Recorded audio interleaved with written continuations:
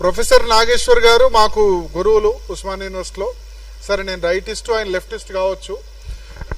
So okay, ఆయన విశ్లేషణ చేస్తూ ఉంటారు. అటువంటి విశ్లేషణలు చాలా వస్తూ ఉంటాయి. ఇద్దరి మధ్య జరిగిన మీటింగ్స్ను ప్రొఫెసర్ నాగేశ్వర్ గారే కాదు, ఇంకా వేరే వాళ్ళు కూడా చాలా మంది లోపల ఏం జరిగిందో తెలిసినట్టు నేను కూడా బహుశా విశ్లేషణ చేస్తుంటా, వేరే వాళ్ళు కూడా చేస్తుంటారు.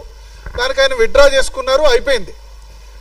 అక్కడ ప్రొఫెసర్ నాగేశ్వర్ తెలంగాణ వాడైనందుకు ఆయన మీద కుట్ర పన్నారు. ఇంకెంతకాలం ఆంధ్ర అన్న నేను తప్పుపడతా.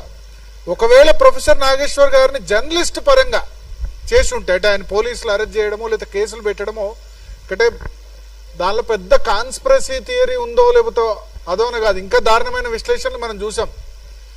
సో జర్నలిస్ట్గా గనక ఒకవేళ ప్రొఫెసర్ నాగేశ్వర్ గనక round table press club meeting పెట్టుంటే డెఫినెట్గా సపోర్ట్ చేసి ఉండేవాళ్ళ కదా. ఎందుకంటే ఏ జర్నలిస్ట్కైనా రావచ్చు. చేసిన విశ్లేషణ బట్టి కేసు పెడతా అంటే ఆయన బూతులు మాట్లాడలే, బ్లాక్మెయిల్ చేయలే. బూతులు మాట్లాడిన వాళ్ళు, బ్లాక్మెయిల్ చేసిన వాళ్ళు, ఇంకా చాలా దారుణమైన జర్నలిస్టులు ఉన్నారు కదా. సో జర్నలిస్ట్గా గనక ప్రొఫెసర్ నాగేశ్వర్ రౌండ్ టేబుల్ పెట్టుంటే మేమందరం కూడా సపోర్ట్ చేసి ఉండేవాళ్ళం.